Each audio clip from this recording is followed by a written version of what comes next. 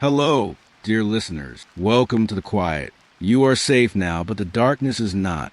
The quiet you hear is a lie, because right now, as you sit in your own space, surrounded by the familiar, there are answers waiting, not shouted, but whispered, encoded in forgotten details of a decades-old letter, trapped in the degradation of a single strand of DNA, screaming from a missing person's file that hasn't been opened in years. The most terrifying truths are not the ones that chase you. They are the ones that stand perfectly still, waiting for you to finally see them. This is a journey into that stillness, into the archival silence where America's most infamous unsolved puzzle lies waiting. This is about more than a killer. It is about the blueprint of his ego, left behind in plain sight, and why, after all this time, we still cannot read it. Picture this. It's October 1969. In the San Francisco Chronicle newsroom, the air is thick with cigarette smoke and the clatter of typewriters. A young male clerk slices open a bulging envelope, and out spills a piece of victim's bloodied shirt and a letter, 7 pages, filled with a rant of rage, grandiosity, and meticulous instruction. But it's the final third of that communication that changes everything. It's a grid. A cipher of 340 symbols, a chaotic quilt of letters, zodiac signs, and crosshairs. The Zodiac Killer has just sent not just a taunt, but a test. He has translated his psychological need for dominance, for intellectual superiority, into a literal code. And in doing so, he made his first and perhaps only true mistake. Because every code, no matter how complex, is a footprint of the mind that created it. It is a snapshot of his logic, his education, his obsessions, his vanity. He didn't just want to kill, he wanted to converse, to prove he was smarter than the entire apparatus of justice. And in that desperate need to be seen as a genius, he may have handed us the key to his identity, wrapped in a puzzle we have, until very recently, been unable to solve. This is the fundamental paradox of the Zodiac case. The sheer volume of evidence is staggering. Dozens of letters for confirmed ciphers, eyewitness sketches, partial fingerprints, even a surviving victim who spoke to him. In the modern age of genetic genealogy and digital dragnets, this should be a solvable case. It feels like it must be, and yet the core of it remains opaque. The ciphers, his chosen medium of communication, were meant to be his legacy, his immortal game. But what if the game itself is a mirror? To understand the Zodiac, we must stop looking for a man in the shadow and start staring into the reflective surface of those 340 symbols. The crime scenes tell us about his actions. The letters tell us about his anger. But the ciphers, they tell us about his architecture, the way his brain ordered chaos. The 340 character cipher, known as the 340, sat unbroken for 51 years. Think about that scale. For over half a century, that message existed in a state of quantum superposition, both a meaningless jumble and a devastating secret. It was attacked by some of the world's most brilliant cryptographers at the NSA and CIA. It was pored over by armies of amateurs, armed with home computers and desperate curiosity. It withstood everything. Until December 2020. When a team of private citizens, using a combination of sophisticated software and human intuition, finally cracked it. The solution was anticlimactic. No name, no address, just another rambling, misspelled screed. I hope you are having lots of fun in trying to catch me. I am not afraid of the gas chamber, was, on the surface, a victory that yielded nothing. But that's the first lesson in decrypting a killer's ego. The content is often irrelevant. The fact of the code is everything. The break wasn't about the message. It was about the method. It proved his cipher was not an unbreakable work of a master cryptographer, but a sloppy, layered transposition cipher, the work of a patient, clever, but ultimately amateur puzzle maker. It gave us a fingerprint of his intellect, not a genius, a diligent, obsessive, and vain man who overestimated his own cleverness. A man who likely got very, very good at one very specific thing. Now, hold that thought. Because to understand the mind that builds a labyrinth, you must first understand what a labyrinth is designed to do. It is not designed to hide a secret at its center. It is designed to waste time and break the spirit of those who seek it. The Zodiac wasn't just hiding from the police. He was actively engaged in wasting the most precious resource any investigation has, cognitive bandwidth. every hour a cryptographer spent on Z-340 was an hour not spent recanvassing a neighborhood, not re-interviewing a witness, not running a new fingerprint match. His ego needed that diversion. It needed to see the world's brightest minds pointed at his puzzle, not his person. And for 51 years, it worked. So, the question that hangs in the air now, in the wake of that deciphering, is chillingly simple. If the solution gave us no name, what did it truly take from him? What part of his meticulously constructed persona did we finally strip away? Imagine the evidence room. A metal shelf holds a small cardboard box. Inside, under layers of protective covering, lies the Zodiac's first known cipher. The 408-character cipher mailed to 3 newspapers in August 1969. It was broken in a week by a schoolteacher and his wife. It was his introductory handshake. "I like killing people because it is so much fun," it began. This was his opening move, and it established the pattern, the communication, the cipher, the overwhelming, egotistical need to explain himself, to dictate the terms of the manhunt. But within that first successful decryption lies a terrifying forensic anomaly, a ghost in the machine that has haunted the case ever since. The 408 cipher was solved because it was a simple substitution cipher. Each symbol stood for a single letter. But within that solved message, the killer made a deliberate choice. He spelled many words wrong. Not typos, but consistent phonetic misspellings. People became people. Thing became thing. For decades, investigators and profilers debated, was this a genuine reflection of his poor education?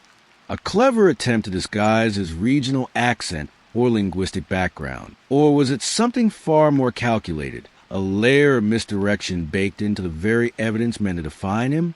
This is the central trap of the Zodiac investigation. The evidence is a minefield of personality, but every piece of that personality could be a performance. The letters are written in a tone that swings from childish bragging to meticulous, almost technical detail. He references the musical The Mikado and the play The Most Dangerous Game. He diagrams bomb constructions with the precision of an engineer. He then misspells basic words. Which is the real man, the pseudo-intellectual or the barely literate laborer? The answer likely is both or neither. He is a man constructing a persona from borrowed parts, a ghost assembling a body from fragments of popular culture and his own violent fantasies, and he is doing it for us. Every piece of evidence was crafted for public consumption. The letters to the newspapers, the pieces of victims' clothing, the ciphers. This is not a killer trying to hide. This is a killer trying to star in his own production. The evidence isn't just a trail to follow. It's a stage he built,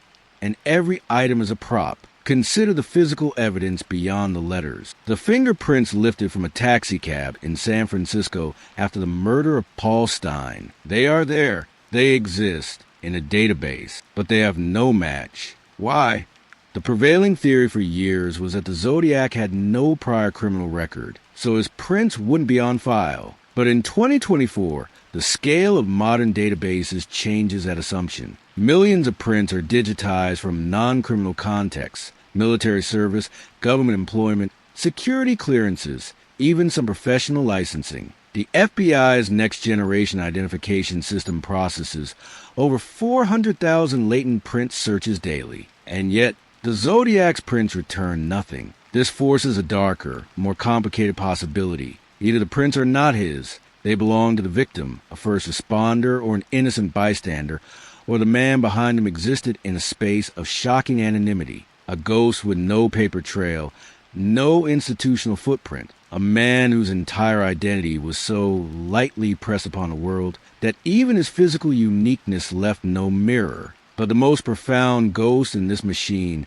is the one we created, the composite sketches. The first, from the Lake Herman road attack, depicts a young, round-faced man with short, light hair. The second, from Presidio Heights / Stein murder, shows an older, heavier man with glasses and a different hairline. They do not look like the same person. For decades, this was explained by stress, poor lighting, trauma. But what if the discrepancy is the clue? What if the Zodiac's most effective disguise was not a hood, but the expectation of consistency? We expect a killer to have one face. What if he understood that the human mind and the investigative system it builds is desperate for a single, stable target. By presenting two different faces, even unintentionally, he effectively cloned himself into two separate suspects, splitting investigative resources down two parallel and possibly futile tracks. The ghost multiplied. The question now is not which sketch is right, but more unsettling one. In a case built on performance, how do we ever find the actor behind the masks, when the masks are all we were ever meant to see? The Zodiac case does not exist in a vacuum. It is a black hole,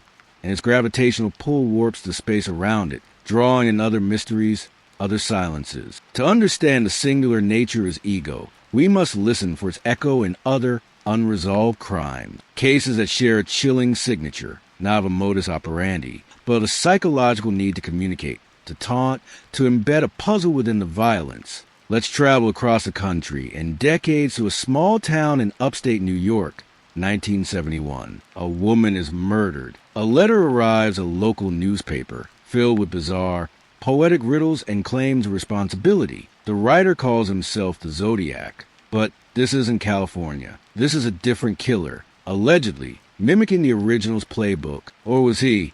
The FBI at the time considered it a copycat.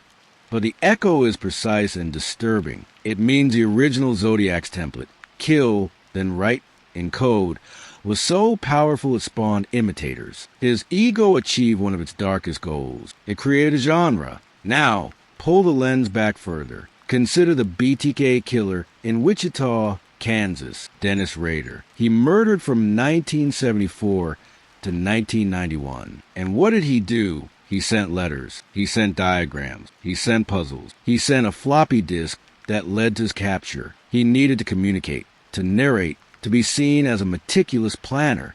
He needed an audience. The psychological parallels are stark. But there's a key difference. BTK was caught. His communication, his ego, his need for recognition became the fatal flaw that digital forensics exploited. The Zodiac, operating in a pre-digital age, did not have that flaw exposed. His medium, paper, cipher, postmark, was static. It left evidence, but not a digital trail. His era protected him. His ego was born in the perfect moment, when mass media could broadcast his terror, but forensic science could not trace its source. But the most profound echoes are found in cases of the unidentified. The Somerton Man of Australia, 1948. A well-dressed man found dead on a beach with no identification. A hidden pocket in his trousers contained a scrap of paper torn from a book, printed with the words Tamam Shud, Persian for it is finished. The book from which it was torn was later found, containing a local phone number and a series of mysterious,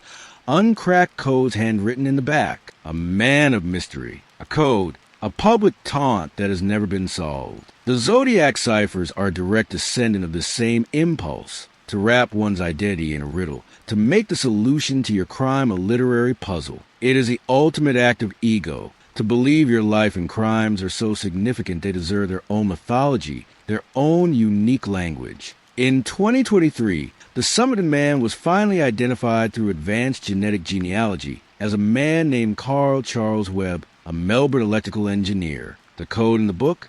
It may have just been a personal shorthand, a list of horse racing bets. The anticlimax is familiar. It mirrors the deciphering of the Z340. The monumental, decades-long puzzle often leads not to a dramatic revelation, but to the mundane. This is the cruel truth of these cases. The ego builds a monument, but the man is ordinary. The terror lies in the gap between the two. The Zodiac's entire project was to inflate that gap, to make his ordinary self disappear behind a monument of ciphers and terror. The modern tool of genetic genealogy is the great equalizer. It bypasses the ego's monument entirely. It doesn't care about ciphers or letters or media strategy. It goes straight to the biology. It whispers to the bones. And as of 2024, over 400 cold cases in the United States have been solved using this technique, primarily through companies like Othram and the nonprofit DNA Doe Project. So, the haunting question for the Zodiac case becomes, where's the biology? The Stein shirt? The stamps and envelopes licked by the killer? The potential DNA is minimal, degraded, and contaminated by decades of handling. But it is not hopeless. In 2021, A team of investigators led by the case's primary private citizens obtained letters they believed contained the killer's DNA from the gum flaps of envelopes. The science of touch DNA, of using MVAC systems to lift genetic material from porous surfaces, is advancing. The echo from other solved cold cases is a drumbeat of possibility. It says a monument can be ignored. We can walk around it, to the small, frail man who must have stood at its center. But to do that, we must first silence the noise of his own making. We must stop listening to his ciphers as messages and start seeing them as what they are, the frantic, elaborate scaffolding around a very fragile sense of self. The archive is full of these echoes, but is anyone listening to the space between them? This is the Zodiac speaking. The line is iconic. It is the brand. But where did it come from? The name itself is a cipher, a chosen identity that reveals as much as it conceals. He didn't call himself the killer or the shadow or something explicitly violent. He chose Zodiac, a system, a celestial map, a symbol of ancient wisdom, fate, and cyclical time. In his second letter, he drew the cross-circle symbol and explained, this is a zodiac sign. He was attaching his violent, earthly crimes to a cosmic order. He was not a man. He was a force of nature, a predestined event. In the alchemy of his ego, he was transforming base murder into a fated, almost mythic occurrence. The name was the first step in his grand rebranding of himself from pathetic, angry man into an archetype. This choice is a direct window into his self-image and his intended audience. The late 1960s saw a massive cultural fascination with astrology, the occult, and cosmology. The counterculture was looking to the stars for meaning. By naming himself the Zodiac, he was tapping directly into that cultural moment. He was making himself relevant. He was saying, your hippie fascination with signs and fate, I am its dark embodiment. It was a savvy, if twisted, piece of personal marketing. It ensured his name would stick, would be memorable, would spawn endless speculation in the very newspapers he was writing to. He wasn't just naming himself. He was planting a meme in the collective consciousness, one perfectly tailored to the zeitgeist. But let's deconstruct the symbol itself, the cross circle that he meticulously drew on letters and carved into victims' cars. It is not, in fact, the standard astrological symbol for any zodiac sign. It is his own creation, a circle, wholeness, the self, the world, bisected by a cross, marking a spot, negation, a target. It is a symbol of someone placing themselves at the center of the universe and declaring everything else a target. It is the ultimate logo of narcissism. He didn't adopt an existing sigil. He crafted his own. Every time he drew it, he was engaging in a ritual of self-creation. He was signing his work, not with a name, but with a corporate brand of terror. This is a level of abstraction beyond most killers. It shows a mind thinking in terms of legacy, iconography, and symbolic communication. He wasn't just committing murder. He was building a mythology with a recognizable visual identity. Now, contrast this with the reality of the communication. The grandiose name and symbol clash violently with the petulant, childish, and often misspelled text of the letters. He complains about a lawyer getting more press for a client than he did. He demands people wear a Zodiac button. He writes, school children make nice targets. The tone is that of a bullied kid seeking revenge on the world, not a cosmic force of destiny. This is a crack in the mask. The dissonance between the brand, the Zodiac, and the product, the angry, needy letters, is where his true, fragile self bleeds through. The name and symbol are the armor. The text is the insecure, rage-filled person inside the armor. A profiler doesn't look for a man who believes he is the cosmos. They look for a man who desperately wants to be seen that way, to compensate for a profound sense of smallness and insignificance. In modern behavioral analysis, this is known as persona construction. It is seen in narcissistic personalities and is a hallmark of many celebrity-seeking serial offenders. They are not just committing crimes. They are writing a script for a movie in which they are the star. The Zodiac script was more elaborate than most. He wrote the dialogue, the letters,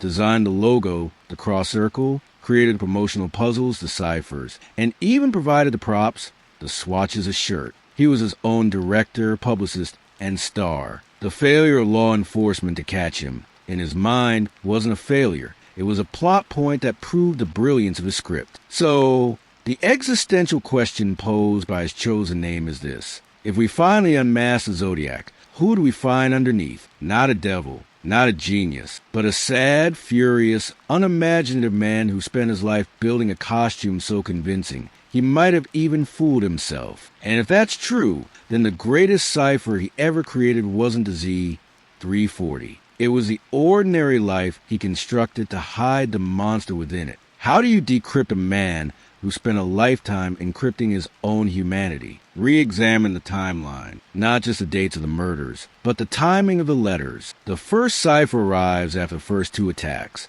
but before the police have publicly connected them. He is announcing the connection, establishing his brand. The letter claiming the murder of Paul Stein arrives before the police have released details of the crime scene to the public. He is proving his inside knowledge, his intimacy with the act. This is not just communication. It is a precisely timed psychological assault on the investigation itself. He is using time as a weapon to demonstrate his omnipotence, to create a feedback loop of terror and media frenzy that he alone controls. His ego isn't just fed by the acts, but by the pacing of the revelation. Consider the infamous bus bomb letter from November 1969. In it, he threatens to hijack a school bus and shoot out the front tire, and then pick off the kiddies as they come bouncing out. He includes a detailed diagram of a bomb. He gives a deadline, "I shall cruise sick around all weekend." The entire Bay Area plunges into panic. Police are stationed at bus stops. Parents keep children home. The weekend passes. Nothing happens. It was a bluff, but it was a bluff that achieved its goal perfectly.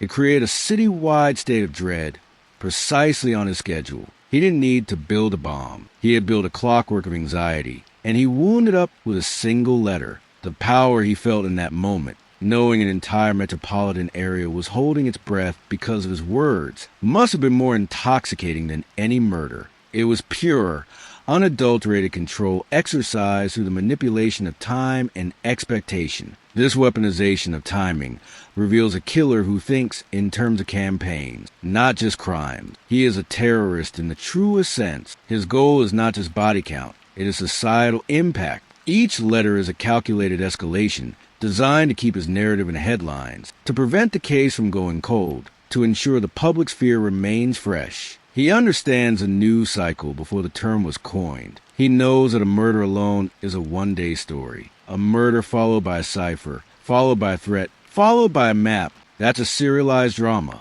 He became the showrunner of Northern California's worst nightmare, and he scheduled the episodes himself. Now, apply modern forensic linguistics to this timeline. Every writer has a linguistic fingerprint, a consistent use of certain phrases, punctuation, grammatical errors. The Zodiac's letters, over time, show an evolution. The early letters are more frantic, less polished. The later ones, like the Exorcist letter of 1974, are more controlled, almost literary in their menace. "I am waiting for a good movie about me. Who will play me?" This evolution could indicate a growing confidence, a settling into his persona. Or it could indicate something more practical, the involvement of a single, persistent researcher or journalist getting under his skin, changing the nature of the dialogue. The timing of each letter often corresponds to a lull in media coverage or a new development in the case. It's reactive, it's engagement. This isn't a monster howling in a void.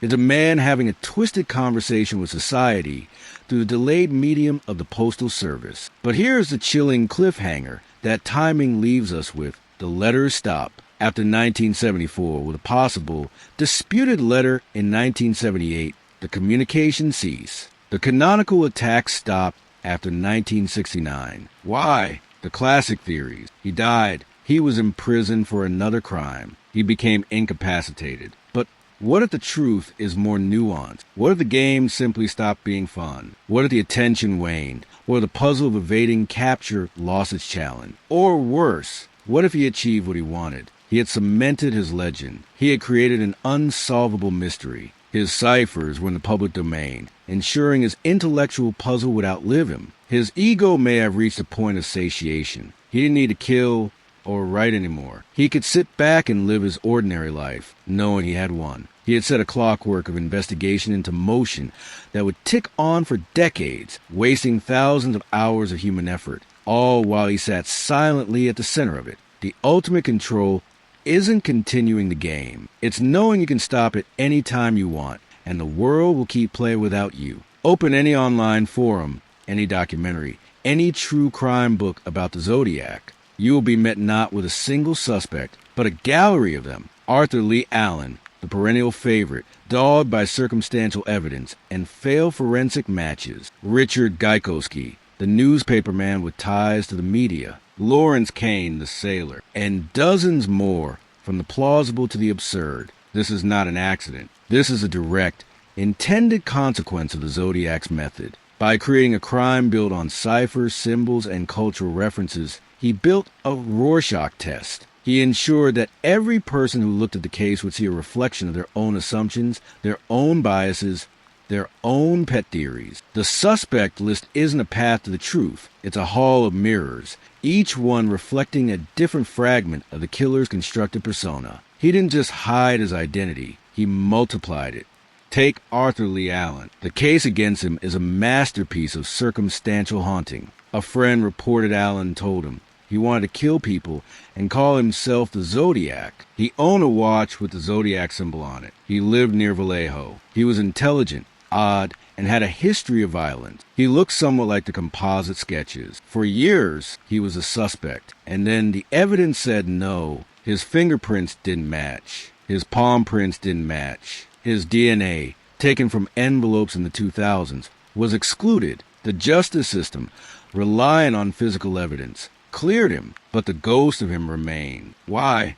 Because he fit the story. He was a perfect character for the narrative. The weird, potentially brilliant loner. The public and many investigators needed a single, coherent face to put on the chaos. Allen's face, for a long time, was it? His exoneration didn't solve the case. It just created a vacuum, a suspect-shaped hole that dozens of others have rushed to fill. This is a phenomenon of investigative tunnel vision, a documented, deadly bias in cold cases. Once a compelling theory or suspect takes hold, it becomes a filter. Evidence that supports it is magnified. Evidence that contradicts it is minimized or explained away. The Zodiac case, with its lack of a clear physical culprit, is a breeding ground for this. Every new book proposes a new suspect, supported by a new interpretation of the letters, a new decryption of the cipher fragment, a new connection to a location or a victim. The case has become less about forensic science and more about hermeneutics, the interpretation of texts. We are no longer hunting a man. We are interpreting a canon, and like any religious text, it can be used to support countless contradictory truths. Now, layer on the modern era of genetic genealogy and digital sleuthing. Online communities like Reddit r /Zodiac Killer dissect every pixel of every scanned document. They run handwriting analyses through AI. They scour yearbooks and military records for men with the right profile. This collective effort is powerful. It was amateurs who cracked the Z340. But it also has a dark side. It creates digital witch hunt. Names of living people or long-dead men with grieving families are dragged into the spotlight based on the thinnest of circumstantial threads. Each new breakthrough creates a new hologram, a convincing, three-dimensional image of a suspect that, upon touching the hard light of verifiable evidence, dissipates into nothing. The killer's ego must revel in this. He wanted to be a ghost, a topic of endless debate. He is now the subject of 1 million digital seances, each one summoning a different version of him. So, we arrive at a paradoxical truth. The sheer volume of suspect theories may be the biggest obstacle to solving the case. The signal is lost in the noise. Law enforcement resources are finite. Every tip about a new suspect requires man-hours to vet, to recheck against the known evidence. It is a perpetual motion machine of investigation that goes nowhere. This leads to the unsettling, recursive question: what if the solution requires us to forget every suspect we've ever considered? What the answer lies not in adding another face to the gallery, but in emptying the gallery entirely and looking at the blank walls. What if the man we seek is not in the suspect files at all, but in a box marked cleared, or in a pile of tips dismissed decades ago as irrelevant? The holograms are convincing, but to find the real man, we must be willing to walk through them, to feel the chill of their non-existence, and confront the empty space they were designed to hide. walk into the Vallejo Police Department in 1969. Homicide detectives are overworked. They handle bar fights, domestic disputes, robberies. Their world is local, tangible. Then the Zodiac letters arrive. Suddenly, they are dealing with ciphers sent to newspapers in San Francisco. Their crime scenes are being connected to attacks in other jurisdictions, Napa County, Solano County, the city of San Francisco itself. The killer is communicating directly with the San Francisco Chronicle, the biggest paper in the region. This is not a local case anymore. It is a regional media circus, and a handful of detectives from small departments are at its center, trying to coordinate with the FBI, the California Department of Justice, and multiple other agencies. The system, a patchwork of local law enforcement jurisdictions, was not built for this. The Zodiac didn't just exploit the darkness of Lover's Lane. He exploited the seams in the very fabric of justice. This is the fractal nature of the failure. A small crack in interagency communication leads to a lost witness statement. A jurisdictional dispute over evidence custody leads to a degradation of a fingerprint. The overwhelming volume of tips, thousands of them, creates a backlog that buries potentially crucial information. The system, designed for linear, localized crime, was faced with a nonlinear, media-savvy, geographically mobile threat, and it fractured along its inherent fault line. The Zodiac's ego was, in part, an ego that understood bureaucracy better than the bureaucrats. He knew that by crossing county lines, he created confusion. By writing to the papers, he created a public relations nightmare that pressured the police into premature statements and action. He was playing chess on a board where his opponents were still thinking in terms of checkers. Examine the physical evidence trail, and you see the cracks widen. The Stein shirt pieces, handled by newspaper employees, police, evidence clerks. The letters, fingered by dozens of people over the years. The potential for contamination is immense. In the 1960s and 70s, the concept of chain of custody was less rigorous,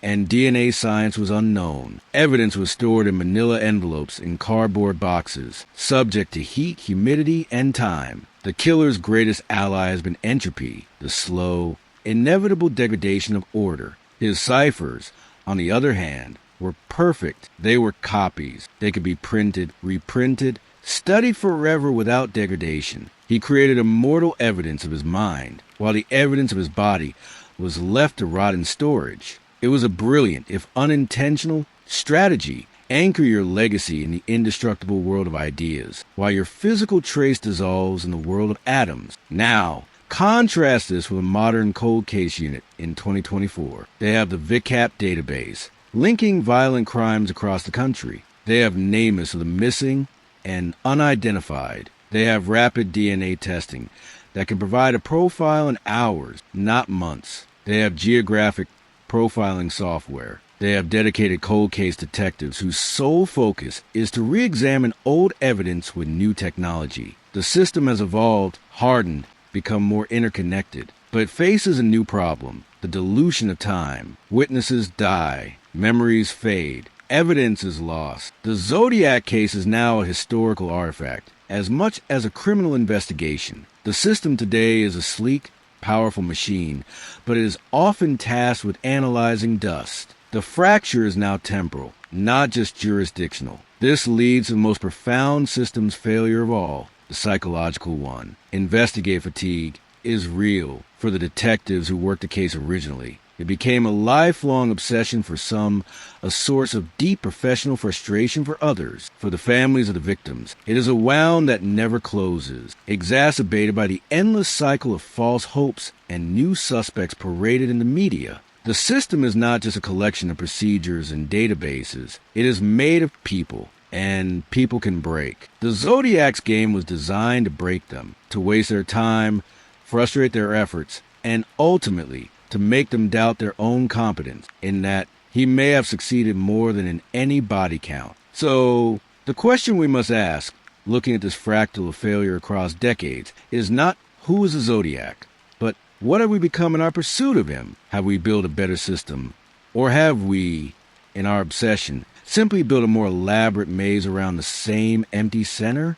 The failure is not just in the past. It is a living thing, and it grows every time a new theory leads to another dead end. Let's talk about the smallest building block of identity, a cell. A skin cell, sloughed off a finger as it presses down to seal an envelope flap. A trace of saliva, left by a tongue touching a stamp. For decades, these microscopic witnesses sat dormant on the zodiac's letters, unaware of the revolution to come. The promise of DNA in this case is a siren song. It is a quantum clue. It both exists and doesn't. It is present in a physical sense, but its usefulness is in a state of superposition, dependent on technology, preservation, and contamination. In the early 2000s, hope surged. A partial DNA profile was developed from the gum flaps of several Zodiac envelopes. It was compared to the prime suspect, Arthur Lee Allen. It did not match. This was a monumental moment. It didn't tell us who the Zodiac was, but it told us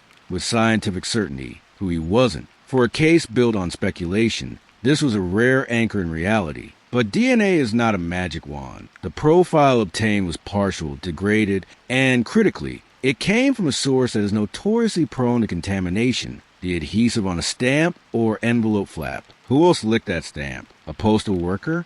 A secretary at the newspaper? The DNA could be theirs. Furthermore, the act of testing in the early 2000s consumed the sample. The DNA in the public consciousness, often cited in documentaries, is a data point, not a vial of liquid waiting to be retested. It exists as a code in a computer, a sequence of markers that may or may not be the killers. The physical evidence that yielded it is often gone. This is a quantum tragedy. The clue was both used and destroyed in the act of observation. Now, enter the era of genetic genealogy post-2018, the technique that identified the Golden State Killer, Joseph DeAngelo. It doesn't require a perfect match in a criminal database. It takes an unknown suspect's DNA, sequences it, and uploads it to a public genealogy database like GEDmatch. Investigators then build a family tree backwards from distant cousins who share DNA with the crime scene sample, working forwards to find a likely suspect. It is a breathtakingly powerful tool. In 2024 alone,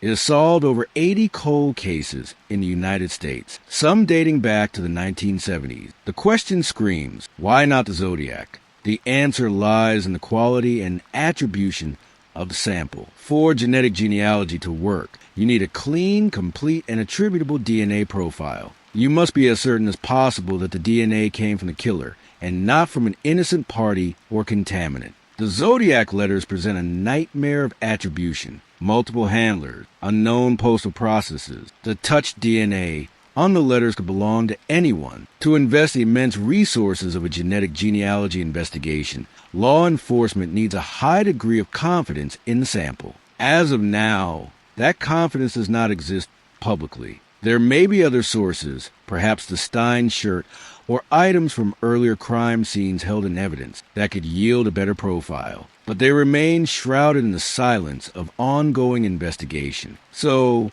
we live in a paradoxical moment. We possess the technology to identify a man from a single cell, a technology that would seem like science fiction to the detectives of 1969. And yet, that very cell is a ghost, its origins disputed, its signal weak. The Zodiac's ego, which so relied on the tangible artifacts of letters and ciphers, may be ultimately defeated by the intangible code of his own biology, but only if we can find a sample he couldn't help but leave behind, one untouched by the chaos of the world he sought to manipulate. This leads to the next, almost spiritual question. What if the key is not on the letters he sent, but on something he never intended to let go? What if the DNA exists in a place no one's thought to look, because it exists on an item that doesn't scream evidence, but whispers everyday life? The quantum clue is waiting. But to find it, we may need to stop looking at the monster's manifesto and start looking for the man's toothbrush. Step into the imagined museum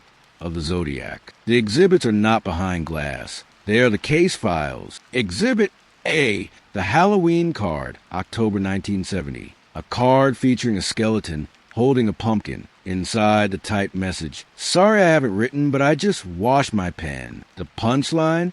The word peekaboo is cut out from a magazine and pasted inside, with the eyes of the O's cut out to form holes. This is not just a taunt. It is a piece of performance art. It shows a macabre sense of humor, a playfulness with media, the cutout letters, and a direct visual peekaboo threat, I see you, but you don't see me. This artifact curates a specific facet of his personality, the trickster, the sadistic prankster who enjoys the aesthetic of terror as much as the act. Exhibit B, the dripping pen card, November 1970. A card showing a cartoon pen dripping what appears to be blood, with the message, I feel in my bones you ache to know my name. This is pure psychological projection. He aches for them to know his name, his identity. He is attributing his own desperate need for notoriety to the police. The artifact reveals his narcissistic wound, the fear of being anonymous, of being a nobody. Every communication is an attempt to heal that wound by forcing the world to acknowledge his existence, even if that acknowledgement is horror. Exhibit C, the Belly letter from December 1969, addressed to famed lawyer Melvin Belly. It includes a piece of Stein's shirt and pleads for help, claiming, I am afraid I will lose sick control again and take my Nina sick, plus possibly 10th victim sick. This artifact shows his desire to engage with celebrities, to climb the social ladder of infamy. He wasn't just writing to cops. He was writing to a star lawyer who had been on TV. It curates his aspiration to be part of a grand, dramatic narrative, to have his case debated by the elite. Each artifact, every letter, diagram, cipher, is a curated piece of a self he was building in real time. He was the curator of his own museum of terror, mailing the exhibits out for public display. This is where behavioral analysis finds rich soil. The choice of stationery, often cheap line paper, the mix of typed and handwritten messages, the use of cutout magazine letters, the precise drawings of bombs, and the sloppy handwriting of the text, all of these are data points. They paint a picture of a man with access to typewriters,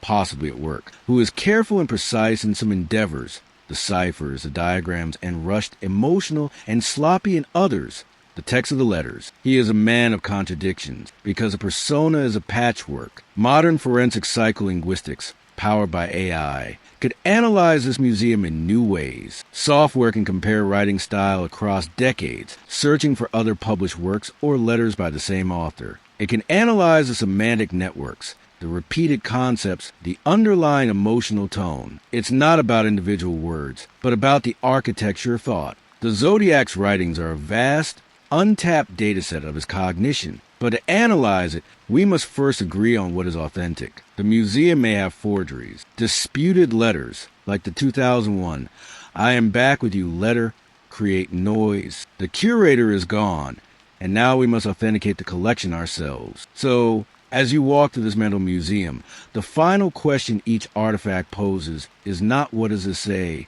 but why did he need this to be seen? The bloodied cloth is a proof of validity. The cipher is a proof of intellect. The threatening card is a proof of continued presence. Each item serves to reinforce a different pillar of a constructed self, the competent killer, the brilliant puzzler, the omnipresent specter. But a museum built to house a self is, by definition, a monument to an absence. The very need to build it screams of a void within. Therefore, the ultimate clue may not be in any single artifact, but in the desperate, cumulative weight of them all. What kind of emptiness requires this many trophies to fill it? And what happens to a man when the museum closes, and he is left alone with the silence he was trying so desperately to drown out? The canonical attacks end with Paul Stein in October 1969. The prolific letters taper off after 1974. The Symphony of Terror, so loud and complex,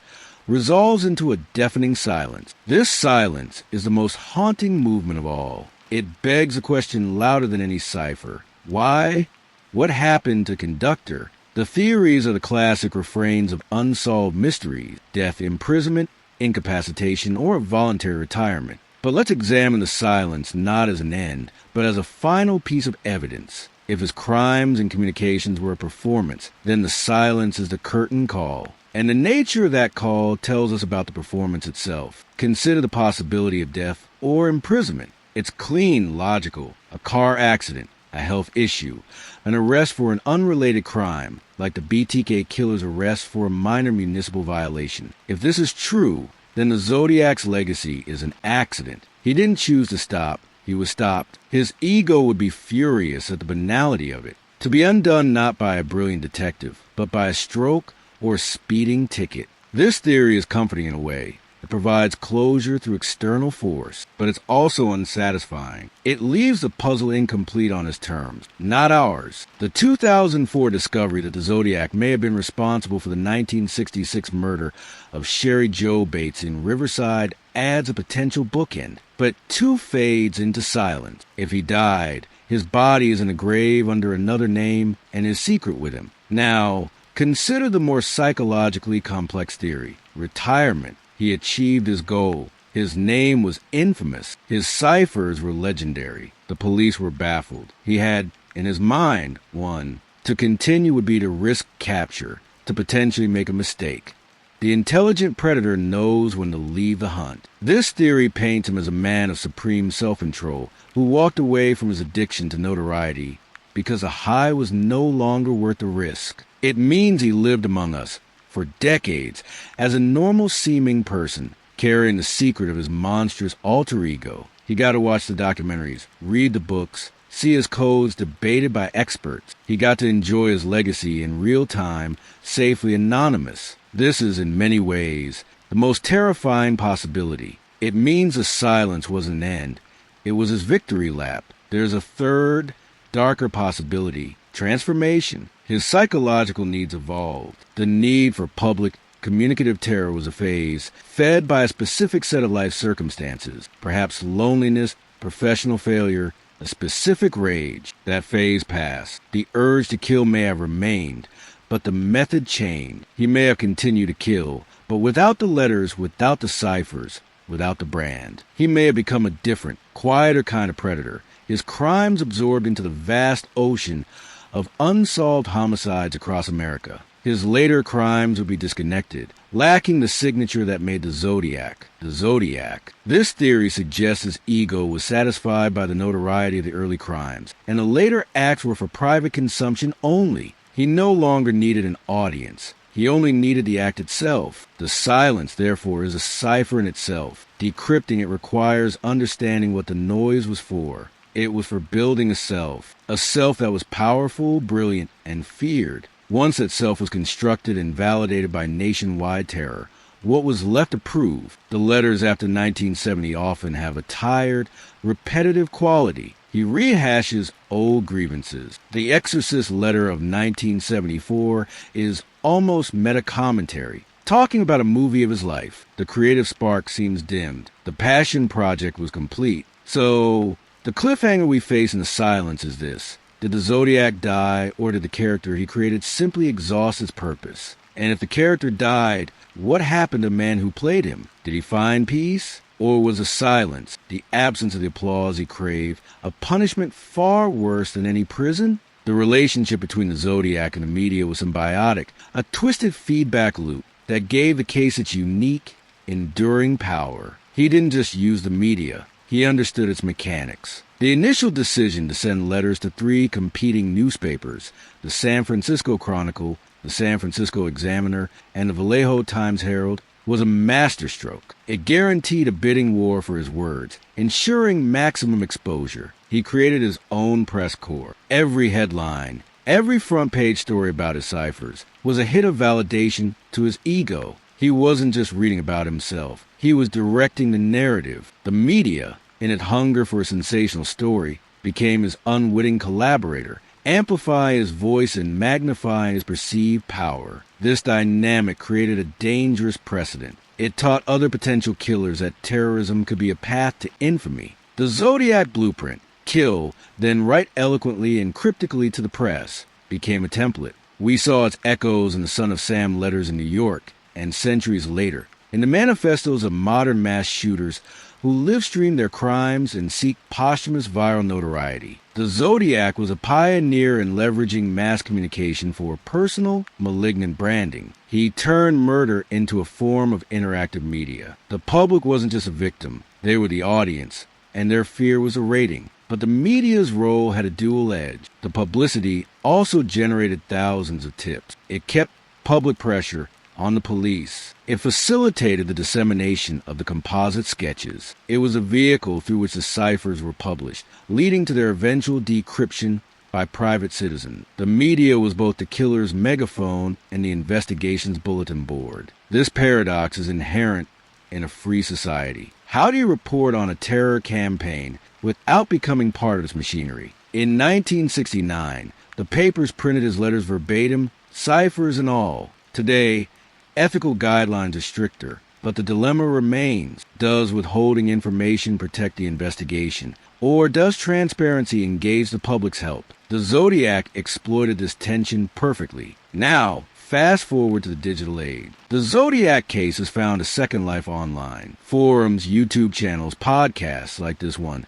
and social media threads dissect every aspect. This has positive effects. The crowdsourced breaking of the Z340 cipher is a historic example of collective public intelligence, but it also creates a perpetual, low-grade media cycle around the case. Every new suspect theory, however baseless, gets amplified. The killer's ego, which craved this very attention, is being fed posthumously decades after fact. We are still playing his game on a global digital board he could never have imagined. The media mirror he stared into has become a hall of mirrors in the digital funhouse, reflecting his image into infinity. So, we must ask an uncomfortable meta question. By continuing to make documentaries, podcasts, and videos about the Zodiac, are we honoring the victims and seeking justice? Or are we, in some small way, still giving the killer what he wanted? Are we investigating a crime or curating a myth? The line is perilously thin. The only way to walk it is to relentlessly focus on the forensic, the factual, and the human cost, to spotlight the voids left by David Faraday, Betty Lou Jensen, Darlene Ferrin, Cecilia Shepard, and Paul Stein, rather than the grandiose persona of the man who killed them. The media mirror can show us the monster, but we must be careful not to become fascinated by the reflection. The final challenge is to use the tool he mastered not to amplify his voice, but to finally, once and for all, silence it with a name. We've obsessed over the complex ciphers, the Z340, the Z13, the Z32. But what about the simpler code? The everyday cryptography of a life lived in hiding. The Zodiac didn't cease to exist when he wasn't killing or writing. He had a job, maybe a family, neighbors, a routine. His greatest cipher wasn't made of symbols. It was made of mundane choices. The car he drove, a potential suspect vehicle, was described as a brown, possibly Chevrolet, Corvair, a common car. The clothes he wore, an executioner's, are described as a navy peacoat style garment. The way he spoke, witnesses recalled a monotone voice. He was crafting an identity of unremarkability. He was encrypting his malice within the plain text of an ordinary life. This is the hardest kind of perpetrator to find. Not the flamboyant monster, but the quiet man who mows his lawn, pays his taxes, and is described by neighbors as a bit quiet but nice enough. He understood that the best place to hide a secret is not in a locked box, but on a shelf full of identical boxes. His ego didn't need to be a celebrity in his daily life. It was satisfied by the secret knowledge that he was someone completely other than the person they saw. This double life is its own form of cipher, a life with a public key, the ordinary citizen, and a private key, the Zodiac. The thrill came from holding both keys, from knowing the truth behind the boring facade. Modern investigations into cold cases increasingly focus on this cryptography of the commonplace. They look for anomalies in the ordinary. Did a neighbor suddenly take a long, unexplained trip around the time of a murder? Did someone's work schedule oddly coincide with crimes? Did a person have a hobby or skill set that matched the killer's? Cryptography, machining for bomb parts, familiarity with specific geographic areas? In the digital age, this expands the data. Could credit card receipts place someone in Vallejo on a specific night? Could old phone records show calls to areas near crime scenes? The Zodiac operated in a pre-digital surveillance world, but traces of his commonplace life may still exist in paper records, utility bills, military service records, employment rosters, library cards for books on code. This leads to the tantalizing possibility of a lost, mundane clue, a parking ticket near Lake Herman Road that was paid and forgotten, a classified ad for a typewriter sold around the time the letter stopped, a minor police report filed by the killer for a fender bender, putting his name in the system without connection to the murders. These are the needles in the haystack amid 20th century American life. Finding them now requires a monumental, perhaps AI-assisted cross-referencing of digitized records against a known timeline and geographic profile. It is a task of staggering scale, but not impossibility. So the question shifts from who is the Zodiac to where is the seam? Where did the two ciphers, the ordinary life and the monstrous secret, overlap and perhaps leak? Did he ever slip up in his daily life? Tell a joke that was too dark? Have an unexplained injury? Possess a book or a tool that seemed out of place? The break in the case may not come from a grand decryption of Z340, but from a grandson cleaning out an attic who finds a box of strange, old papers, a hooded costume, and a watch with a cross circle on it, tucked behind the mundane detritus of a grandfather's life. The killer's ego was built on the belief that his ordinary cipher was unbreakable because it was so boring. But boredom leaves a paper trail, and paper trails, in the end, are what genealogists follow. The most brilliant hiding place is also the most vulnerable. It requires you to live there every day and leave the ghost of yourself in every cup of coffee, every gas receipt, every silent interaction. For decades, FBI profilers and forensic psychologists have studied the Zodiac letters. They build a profile, a white male, likely in his late 20s to early 40s during the crimes, of average to high intelligence, but with a poorly integrated self-image. He likely had a stunted social life, possibly lived with a dominant mother, or had a fraught relationship with women. He saw himself as an intellectual, but was probably underemployed in a technical field where he felt unrecognized. He was organized, planning his attacks and communications, but his anger was disorganized, spilling out in misspellings and petulant rants. This profile is compelling. It feels right. It fits the archetype of the lonely, narcissistic, pseudo-intellectual killer. But here's the terrifying caveat. It could also describe tens of thousands of men in 1960s California. The profile gives us a shadow, not a face. This is the limitation of behavioral analysis applied to a communicative offender. The profile is built from the performance, and the performance is designed to project a specific image. What if the Zodiac was consciously or unconsciously feeding the profile a lie? What if he was married, well-liked, successful in his field? What if the awkwardness was an act or only one side of a compartmentalized personality? The BTK killer, Dennis Rader, was a church council president and a family man. The Golden State Killer was a former police officer. They performed normality flawlessly. The Zodiac's performance of the angry nerd might be just as calculated. The shadow in the code may be a puppet, and the man pulling the strings may wear a completely different face. Modern neurocriminology adds another layer. Studies of violent offenders show differences in brain structure and function, particularly in areas related to impulse control, empathy, and fear response. But these are correlations, not destiny. There is no murderer's brain scan. The Zodiac's brain, if we could examine it, might show anomalies, or it might look perfectly normal. The evil was in the software, not necessarily the hardware. His ego was a program he wrote and rewrote with every letter, every cipher, every attack. It was a behavioral algorithm designed to maximize terror and personal validation. Deconstructing that algorithm is useful, but it doesn't give us a social security number. The real power of behavioral analysis in a case like this may be negative. It can help exclude suspects. A man with a vibrant social life, deep emotional connections, and no history of petty, attention-seeking grievances is a less likely candidate than the profile suggests, but it cannot positively identify. This forces a humbling admission. We may be able to understand why he did it long before we ever know who he was. We may decipher the motive cipher, while the identity cipher remains locked. This is a profound inversion of typical detective work. Usually you find the who, and then the why becomes clear. Here, the why is screaming at us from the evidence, but the who is a ghost. So,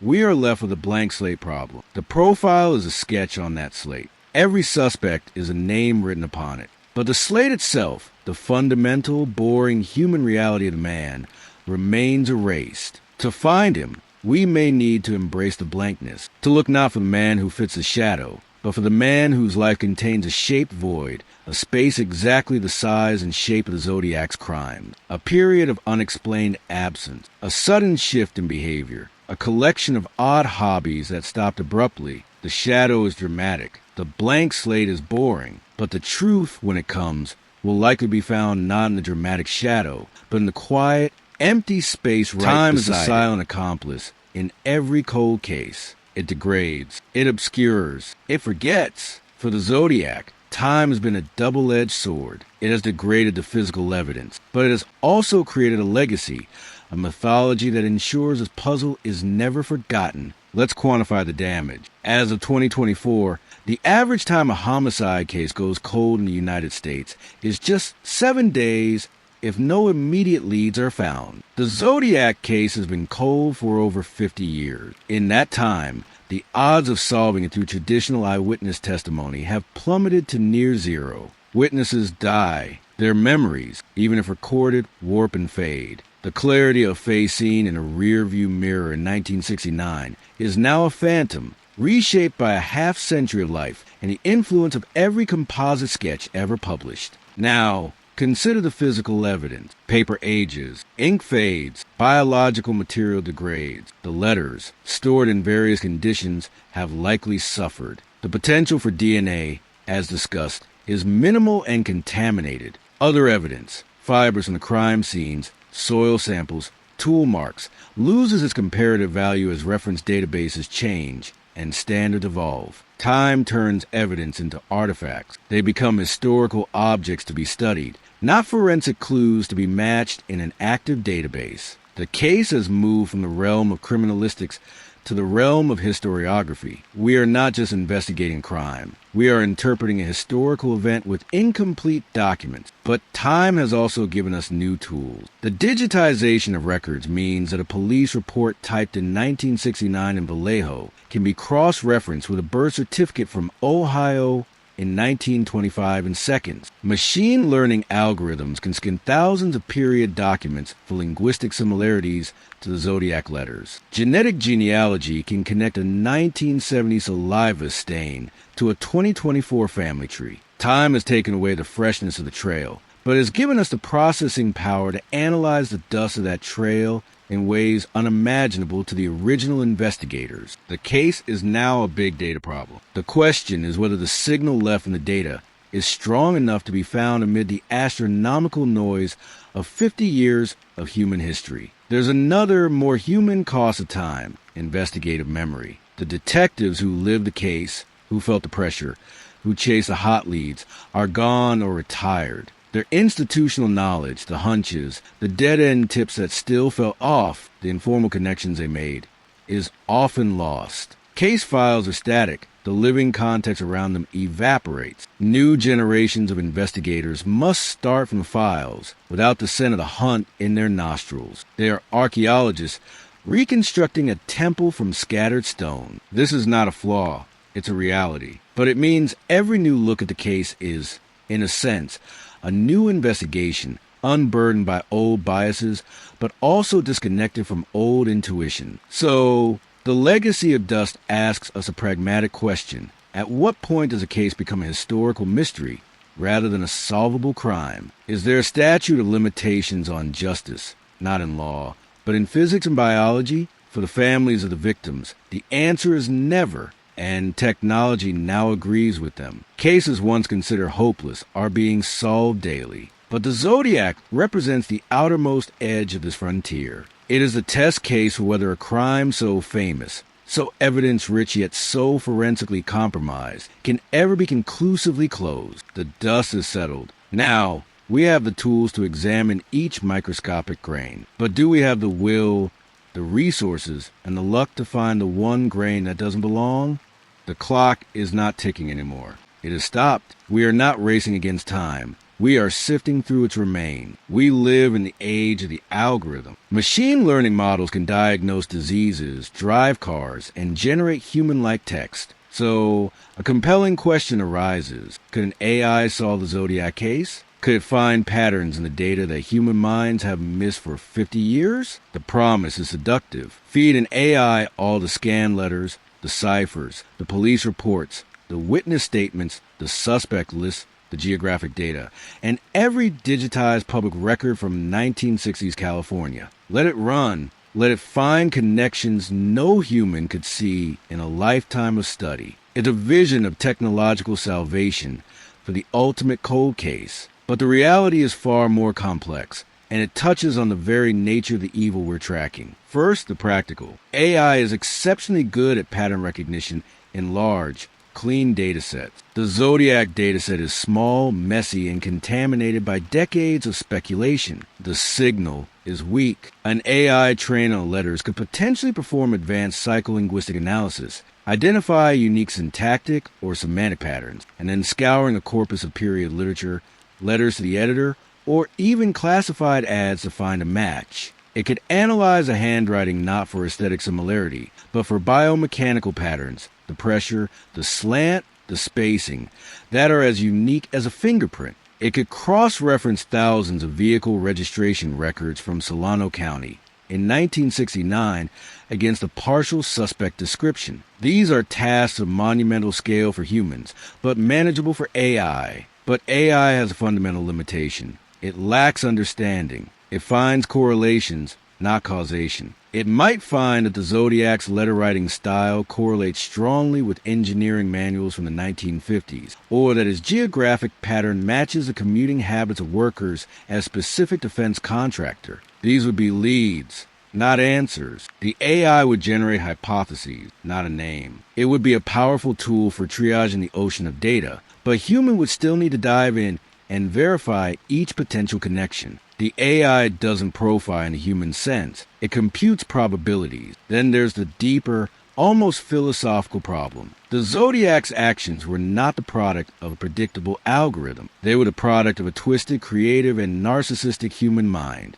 His ego was not logical. It was psychological. He broke his own patterns, moving from rural to urban. He changed his communication style. He employed bluff and misdirection. These are human traits of adaptation and malice. An AI looking for a stable pattern might be fooled by performances, just as human profilers might be. It might see the misspellings as a true signal of low education, when they were a deliberate cipher layer. The algorithm of evil is nonlinear. It has a feedback loop called pride, and a random number generator called rage. So, while AI will undoubtedly be a part of the future of cold case investigations, and already is in facial recognition on age photos and DNA genealogy, its role in a case like the Zodiac's will be that of a supremely powerful assistant, not a detective. It can crunch the numbers, read the text, and map the movements, but it cannot understand the why. And in a case where the why is the very core of the mystery, that's a critical gap. The final synthesis, the moment of aha, when a piece of data clicks into place with a human insight about motive or behavior, will still belong to a person. The AI might hand us the key, but a human will have to recognize it as a key and know which door it fits. The ghost is human, and it may take a human, armed with inhumanly powerful tools, to finally lay it to rest. In the storm of symbols, ciphers, and psychological profiling, it is the easiest thing in the world to forget the center of this hurricane, the victim. They are not ciphers. They were people. David Faraday, 17, and Betty Lou Jensen, 16, shot on a first date. Darlene Ferrin, 22, a young mother, killed at Blue Rock Spring. Cecilia Shepard, 22, a college student, mortally wounded at Lake Berryessa. Brian Hartnell, 20, her boyfriend, who survived and provided crucial testimony. Paul Stein, 29, a cab driver shot in the head. Their lives were not puzzles to be solved. They were stories brutally cut short. And in a profound way, the Zodiac's entire project was an attempt to overwrite their stories with his own, to make their deaths about him, to encrypt their humanity within the code of his notoriety. Decrypting the killer's ego, therefore, requires a conscious act of recovery. We must recover the victims from his narrative. Betty Lou Jensen was described as sweet and shy, dreaming of being a veterinarian. David Faraday was a diligent student, a Boy Scout. Darlene Ferrin was vibrant, a waitress known for her energy. Cecilia Shepard was brilliant, studying music at the University of the Pacific. Paul Stein was a graduate student in English, driving a cab to make ends meet. These are not footnotes. They are the true heart of the mystery. The why is not just why the Zodiac killed. It is why these lies had to be the fuel for his pathetic bid for immortality. The answer, of course, is that they didn't. They were in the wrong place at the wrong time,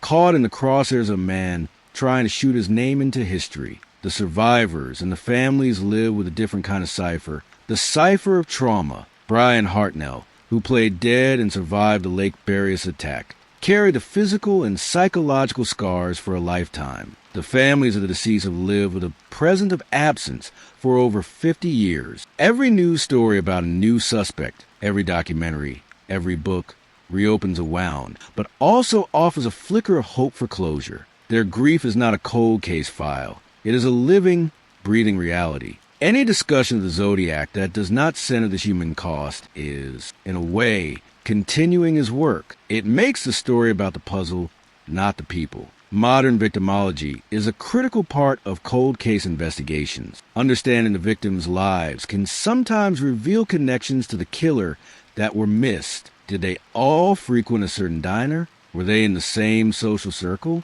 Was there a tangential link to a particular place of employment or hobby? In the Zodiac case, these connections have been sought but never conclusively found. The victims seem tragically random, which fits the profile of a killer seeking symbolic targets. Young couples, a cab driver as an everyman, rather than personal one. This randomness is part of the terror, but it also makes the victim's stories all the more important to tell. They are the proof of the randomness, the antidote to the killer's narrative of grand, targeted design. So, as we near the end of this exploration, we must perform one final decryption. We must decode the case back into its human components. The cipher of Z340 is broken. The cipher of the letters is analyzed. But the most important code is the one written in loss. It is a code that says, remember us. Do not let our names be erased by the symbol of a cross circle. Do not let our stories be overwritten by his rant. The ultimate answer to the Zodiac's ego is not another suspect's name. It is a defiant, quiet act of speaking the names of the dead and acknowledging that they, not he, are what this is all about. Their cipher is the simplest and hardest of all.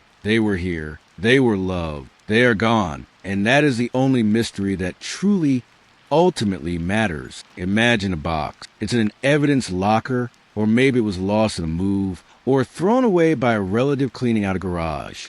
Inside this box is a letter. It is from the Zodiac. It was never sent. Perhaps he wrote in a moment of doubt, or triumph, or boredom. Perhaps it contains his name. Or perhaps it's just another rant. But it exists in this thought experiment as the ultimate piece of unrecovered evidence, the final letter. It represents all the clues we don't have, all the conversations that never happened, all the evidence that degraded before it could be seen. It is a physical manifestation of the gap between what we know and what we need to know, and its existence, real or metaphorical, taunts us with possibility. This concept forces us to confront the limits of an investigation. No case is ever solved with 100% of the relevant information. There are always missing pieces. In the Zodiac case, the missing pieces are legion. The complete, unbroken chain of evidence from every crime scene. The uncontaminated DNA sample. The witness who saw something but never came forward. The officer who had a hunch he never wrote down. The final letter is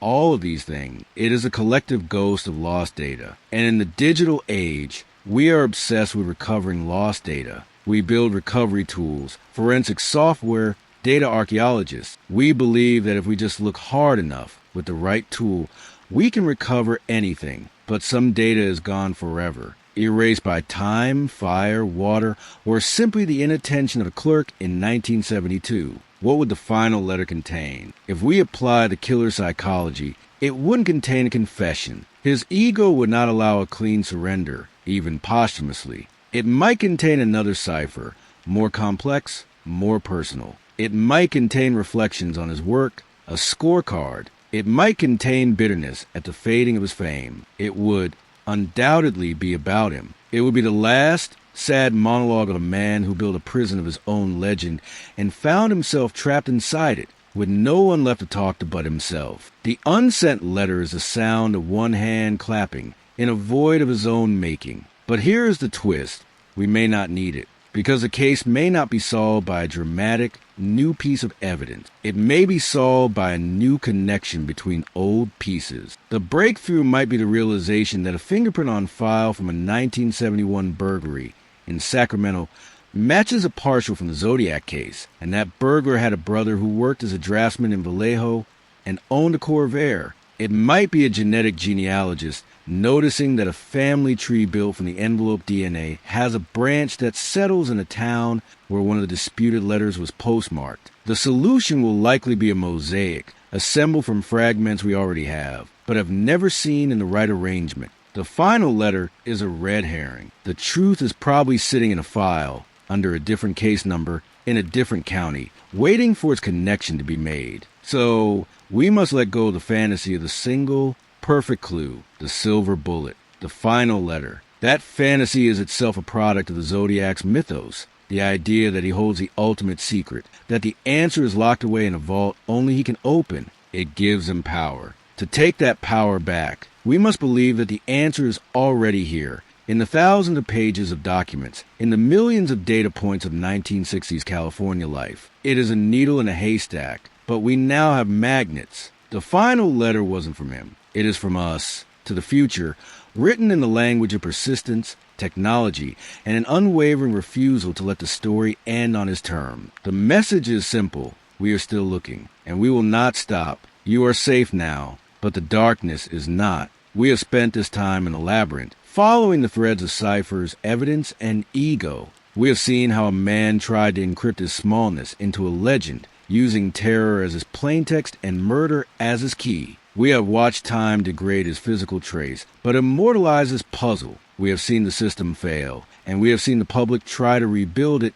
piece by digital piece. We have remembered the names lost as project of self-aggrandizement. And we end where we began, in the quiet with a question. The existential revelation of the Zodiac case is not about one killer. It is about the shape of the unknown. It is about the human capacity to stare into a void of malice and refuse to blink. For over 50 years, this case has been an open wound on the conscience of American crime. It whispers a terrifying truth, that a person of mediocre intelligence but boundless ego and patience can for a time outwit the collective machinery of justice. That the interface between one twisted mind and a vulnerable society can create a mystery that spans generations. But it also whispers a counter-truth, that we cannot abide the unsolved, that the human drive for answers is as powerful as the psychopathic drive for chaos. We broke his ciphers. We built new sciences to analyze his DNA. We created global networks to share information. His ego wanted a game that would last forever.